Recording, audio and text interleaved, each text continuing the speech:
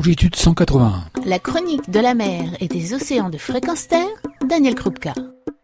Bonjour, aujourd'hui c'est une rencontre que je vous propose de faire avec l'un des chercheurs scientifiques français les plus réputés sur la connaissance des sélaciens, c'est-à-dire des requins et des raies. Bernard Serret, c'est son nom, est généralement présenté comme un requinologue. J'ai voulu en savoir plus sur ce titre et ce métier, et je lui ai demandé de me définir tout cela. Bonjour, alors moi je suis océanographe, biologiste de formation, ichtyologue de profession et requinologue par passion. Alors un requinologue, c'est quoi ? Alors un requinologue, c'est un ichthyologiste qui étudie particulièrement un groupe de poissons qu'on appelle les chondrichthiens, les poissons cartilagineux, qui comprennent les requins, les raies et les chimères. Donc ça veut dire que c'est une passion pour les requins qui t'anime depuis combien d'années ? Alors ça fait 40 ans. Alors je voudrais revenir sur le mot requinologue. C'est un terme qui a été utilisé pour la première fois, je dirais, il y a plus de 20 ans par un journaliste d'une radio nationale qui m'avait baptisé comme ça, ainsi, requinologue. Et j'avais trouvé que ça définissait très bien ce que je faisais.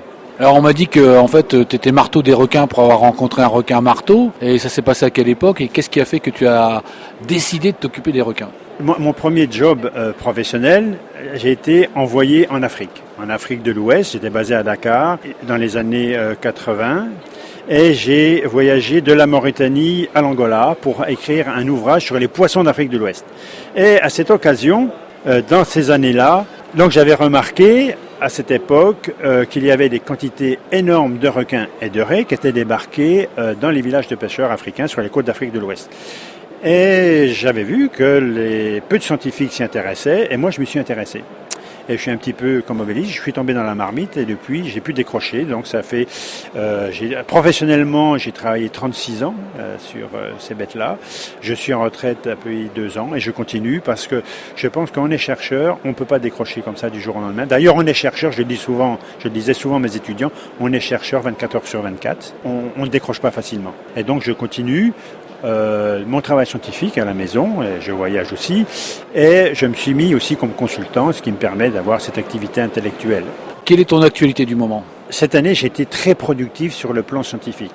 Pourquoi ? Alors, c'est pas tout à fait sur les requins, c'est sur des requins aplatis. Parce qu'on travaille depuis plus de 10 ans avec des collègues australiens, américains et brésiliens sur un immense volume sur les raies du monde. Des ouvrages sur les requins, il y en a plein. Mais des ouvrages sur les raies, il n'y en avait pas. Donc on vient de publier au mois de décembre une sorte de Bible sur les raies du monde qui s'appelle The Rays of the World. C'est publié en Australie, donc c'est en anglais. Les études que tu mènes sur les raies, et j'aimerais un peu savoir comment tu vois, parce qu'on parle beaucoup des requins, on sait qu'ils sont en voie de disparition, on sait qu'il y a beaucoup de choses à faire pour les préserver, mais on parle moins souvent des raies. Et les raies, on en parle moins, mais pourtant, elles subissent aussi la même surexploitation. Et dans les raies, il y a aussi des raies qui ont pratiquement disparu, des grands pocheteaux noirs. Moi, quand j'étais gamin, on mangeait du pocheteau. Maintenant, on n'en voit plus sur les étals depuis les années 80. Alors, qu'est-ce qui fait que ces raies disparaissent ? La surpêche ? Alors bien sûr la surpêche, parce que les raies dont je parle, c'est des espèces de grande taille qui pouvaient atteindre 2 mètres, 2 mètres 50. Et donc quand vous êtes de grande taille, vous êtes plus vulnérable. Et surtout, c'était à l'époque des pêcheries ciblées. Les grands pocheteaux, c'était intéressant pour le pêcheur, c'est facile à attraper, une bonne valeur marchande, et ces espèces-là ont disparu. Alors qu'est-ce qu'il faut faire aujourd'hui pour la problématique des raies qui est très différente des requins, parce que les requins on les connaît, alors ils ont un délit de sale gueule mais en même temps ils sont très emblématiques. Les raies c'est un peu plus difficile, hormis peut-être les raies manta ou les raies mobula qui sont effectivement travaillées par certaines associations, mais pour les autres, comment les aborder ? Alors c'est vrai qu'on se soucie moins des raies, enfin je veux dire le public parce qu'il n'est pas informé, mais bon les biologistes qui travaillent sur la biologie des pêches savent très bien que les raies souffrent autant sinon plus que les requins, tout au moins dans l'Atlantique Nord-Est. On a vu par exemple la raie bouclée, qui était la raie la plus pêchée en France pendant des années. Maintenant, elle ses places à une autre raie, à la raie fleurie. Quand une espèce est trop exploitée, on exploite une autre à côté. Voilà. Quand vous regardez les statistiques, globalement, les raies, c'est stable. Mais quand vous analysez finement, vous voyez que c'est pas la même espèce. Les raies dont je parle, les ragidées, résistent un peu mieux. Pourquoi ? Parce qu'elles sont ovipares, elles pondent des œufs. Alors que la plupart des requins sont ovovivipares. Ça veut dire que quand vous le pêchez un requin, vous pêchez en même temps. Si c'est une femelle, vous pêchez en même temps les petits si elle est gravide. Donc la population s'effondre rapidement. En revanche, quand vous pêchez une espèce ovipare, si elle a pondu ses œufs, les œufs se développent indépendamment, ils sont accrochés à un algue, une gorgone. Bon, ça va assurer un petit peu la pérennité. Depuis quelques années, il y a eu un gros effort. La DPMA, la direction des pêches, m'avait demandé d'ailleurs de faire un livre d'identification des raies et des requins des pêcheries françaises qui a été distribué donc aux professionnels pour améliorer les statistiques des pêches. Ces statistiques ont été améliorées. Mais il y a une perte d'information entre, je dirais, la criée où les statistiques sont enregistrées et votre poissonnier. Le poissonnier ne va pas s'amuser à mettre le nom de l'espèce. Pourquoi ? Parce que la raie, elle est vendue sous forme d'aile. Souvent, on en a enlevé la peau. Et le poissonnier, lui, qu'est-ce qu'il va faire ? Il va regrouper les ailes par taille, puisque c'est par valeur marchande.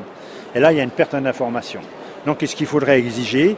C'est comme tous les autres produits que nous mangeons, une traçabilité et surtout un bon étiquetage. C'est un petit effort à demander aux professionnels, mais je pense que tout le monde aurait à y gagner.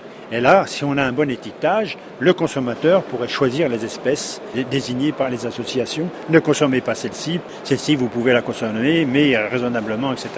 On va donner des conseils de consommation. Est-ce qu'il y a des conseils de consommation déjà aujourd'hui ? Si moi je vais acheter une aile de raie chez le poissonnier, est-ce que je dois demander quelque chose de particulier ?